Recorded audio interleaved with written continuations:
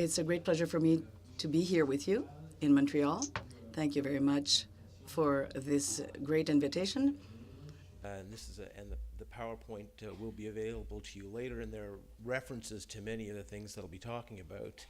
And in the relatively short time that I have, I've been asked to talk about the best interests of children and children's rights, and are they consistent or in conflict?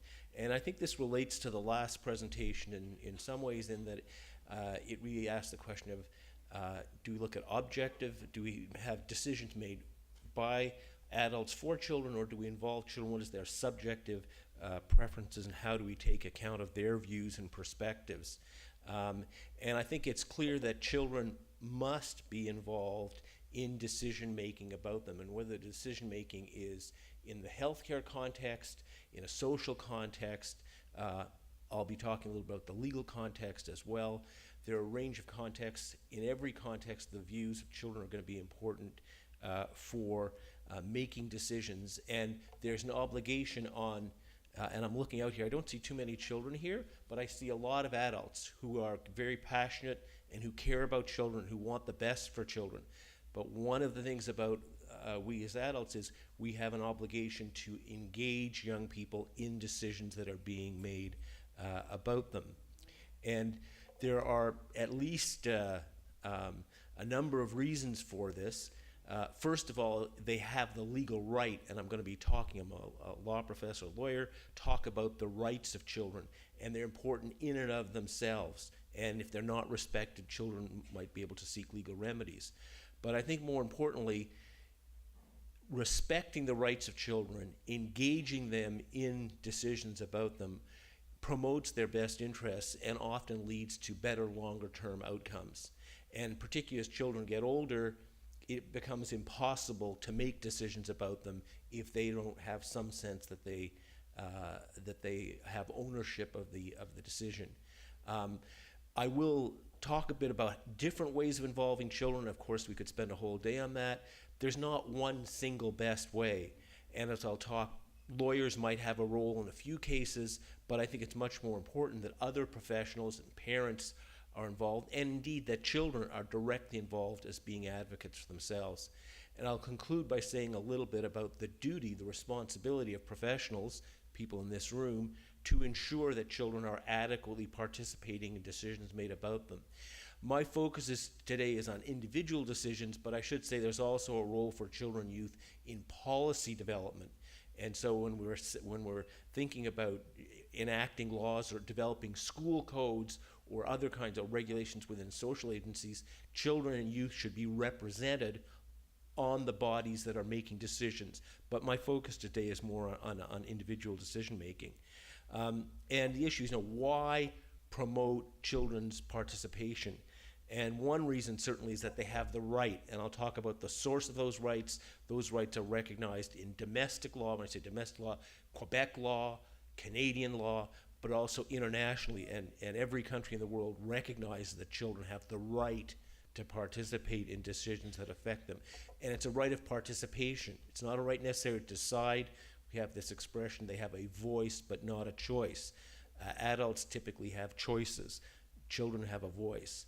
I think also decision makers are going to make better decisions, whether they're medical treatment decisions or social decisions or decisions about care of children.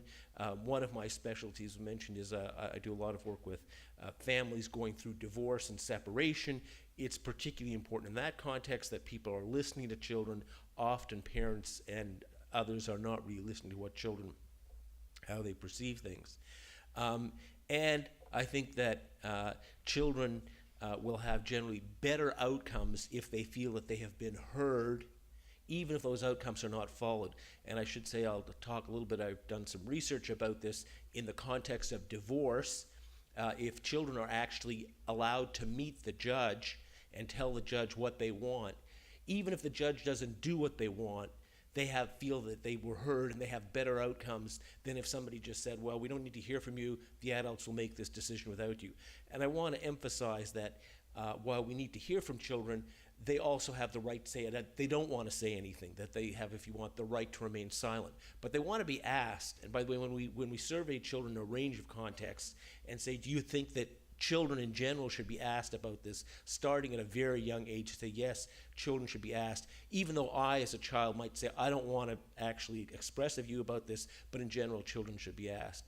And the other thing is, as we start to talk about older children, about teenagers, excuse me, adolescents, unless they're involved and have some degree of acceptance, it's going to be very hard to implement decisions about them. They will, as they say, vote with their feet. Say, oh, I think this is the best thing for you. Unless they're engaged and believe that and are willing to participate, it's not going to be possible to have a successful intervention. And so coming back, talking about what's the legal basis for children's rights, the United Nations Convention on the Rights of the Child. I should say this, although it was originally an international document and has been accepted by every country in the world except for the United States. And I should say, by the way, in the United States, although the federal government hasn't recognized, the courts do accept it. It is a part of the law of Canada. Although we say it's international law, it is cited in Canadian courts, it's recognized as applicable and useful in schools and hospitals and courts. And then we also have, in Canada, we have a set of documents about rights, the Canadian Charter of Rights and Freedoms. In Quebec, you have a Charter of Rights that's sort of an overlap. If this was a conference of lawyers, we could spend the whole day talking about the overlap and tension between the Canadian and Quebec Charter of Rights and Freedoms. But as regards children's rights, they both say similar things, that children have a right to participation, and indeed people have a right of participation regardless of their age. And then we have specific legislation. And each one of you, if you are working in a professional context with children, certainly have to look at your legislative context. The Civil Code, la loi de la protection de la jeunesse.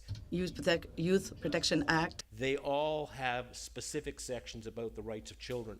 And of course, in each context, they're a little bit different because they're for a specific context, but more broadly, they recognize and emphasize that children have a right to be consulted, a right to give voice as decisions are being made, and in certain contexts, a right to make decisions.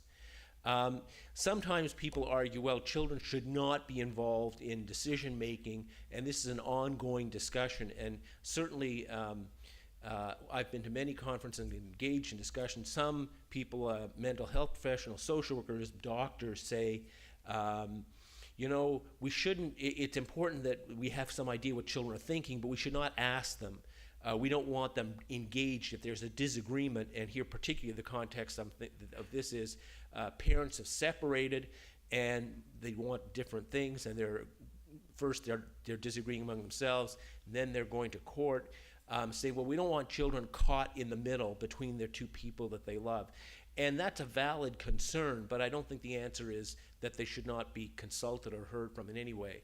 There's also related to this a concern that people may be manipulating children. This is not only the divorce context, in abuse context, sometimes people say, well, we believe this child has been sexually abused or physically abused by the parents, but the child is saying they want to go home. We don't want to hear from them because they're just being manipulated or pressured by their parents. And although there is manipulation and pressure sometimes on children, or often, it's not enough to say, well, you're just reflecting your parents' views. You have to say, to what extent do children genuinely incorporate and assess that in their well-being?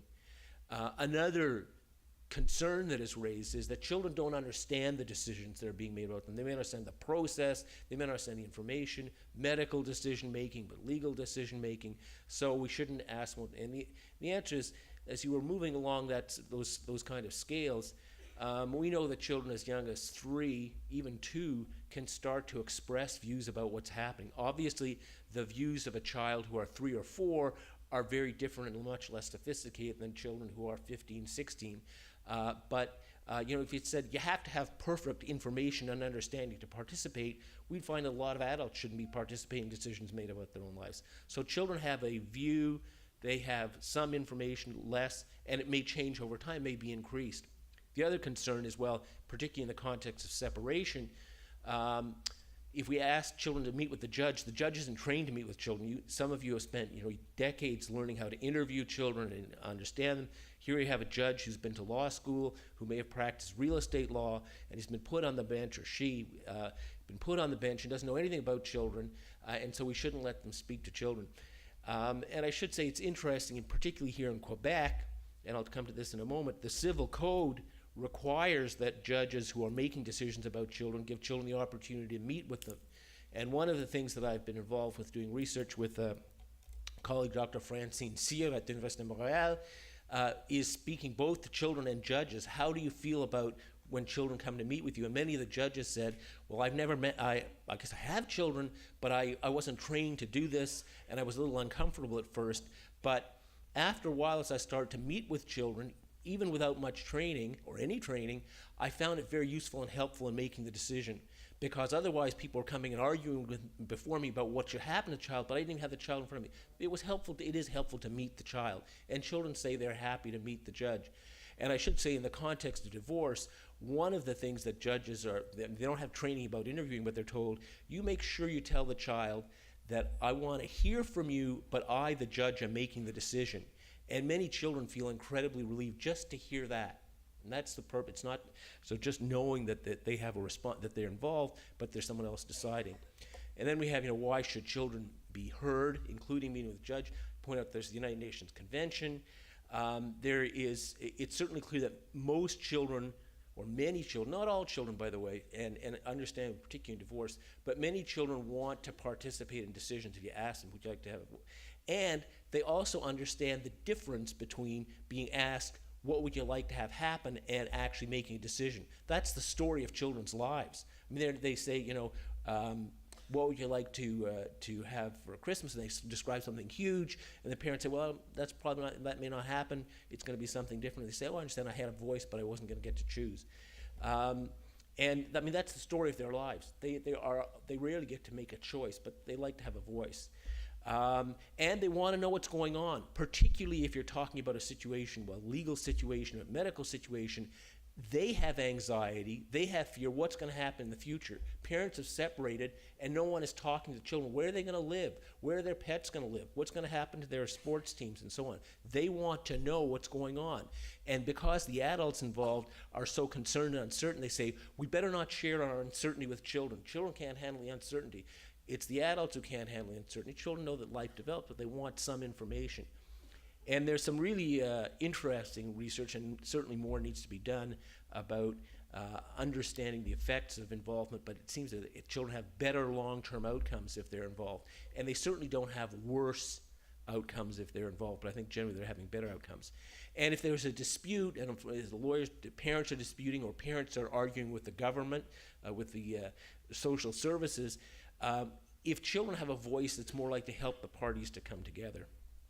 And here I mentioned the United Nations Convention on the Rights of the Child makes very clear that children have the right to express their views in all matters affecting the child. So the 12.1 there is not only about court proceedings, it's about what's going on in schools and hospitals and doctors' offices and social services. They have the right, to the extent they have capacity, to express their own views.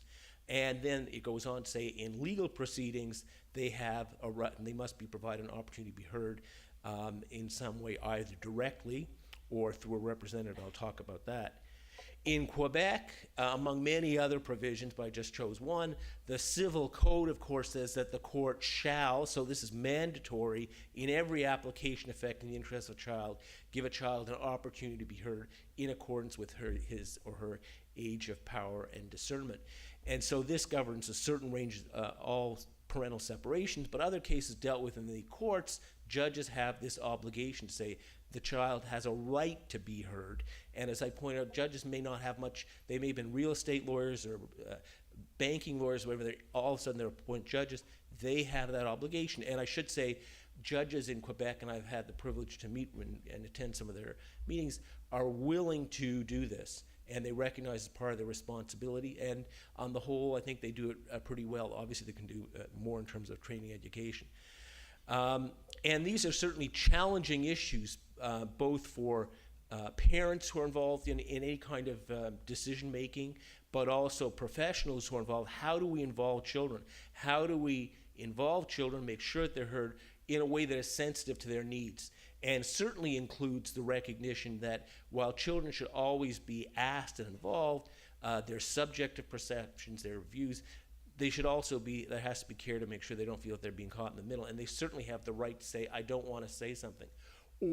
And they may tell a professional, I'm going to tell you what I want, but I don't want you to I don't want this to be shared. I don't want the decision maker to know, and especially, I don't want my parents to know. They have the right, I think, to tell counselors things that they're saying, and you're not telling my parents. They have, just as adults may tell somebody, this I don't want someone to know, they have the right of that confidentiality.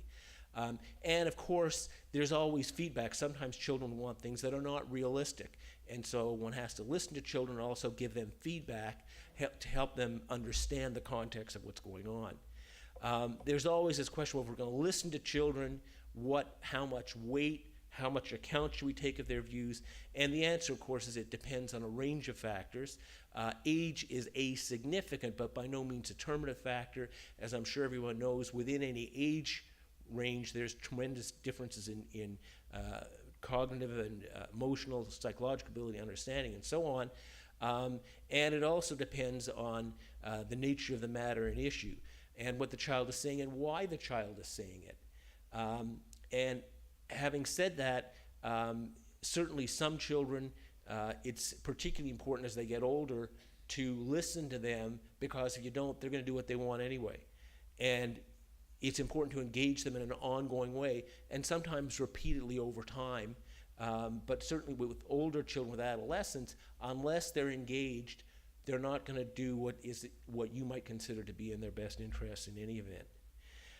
How to engage children? There's a huge, and there's a literature on this, a range of ways. In the legal system, we might say there's direct participation and indirect.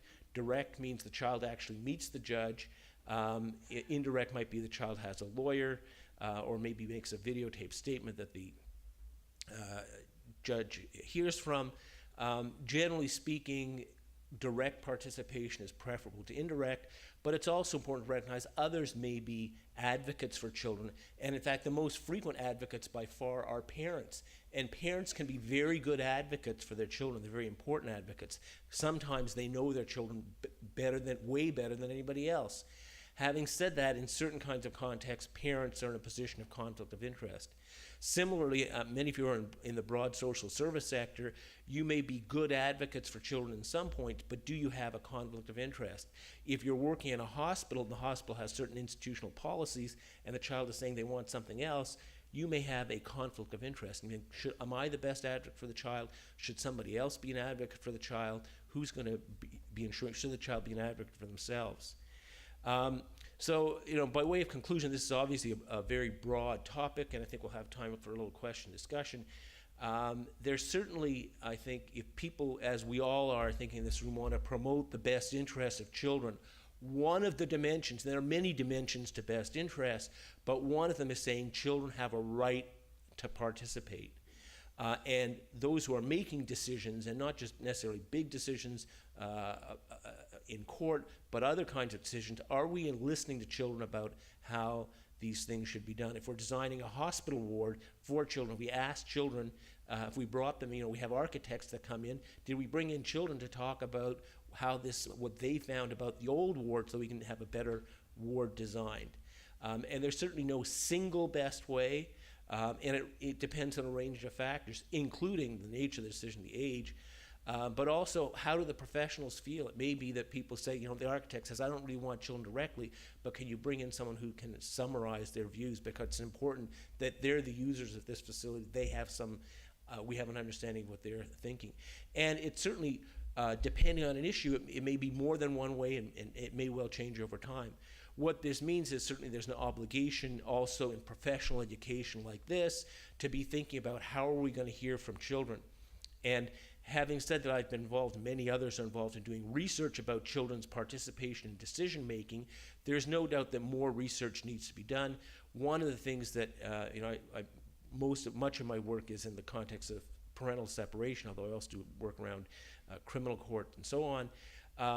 Even in all those contexts, the tendency for researchers is to say, what are the judges saying? What are the lawyers saying? What are the parents saying?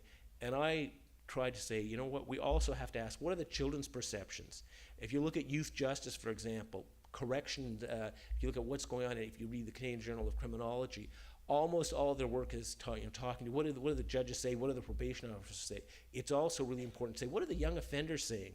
The youth who are going through the courts, what's their perception of the court process? Children going through divorce, what's their perception of what's going on? And finally, certainly I think, therefore, all of us, but all of you, have a duty to ensure that children are involved in a way that they want and in a way that's appropriate to the context and their age and stage of development. Alors, merci beaucoup. Maintenant, on a Thank you very much. And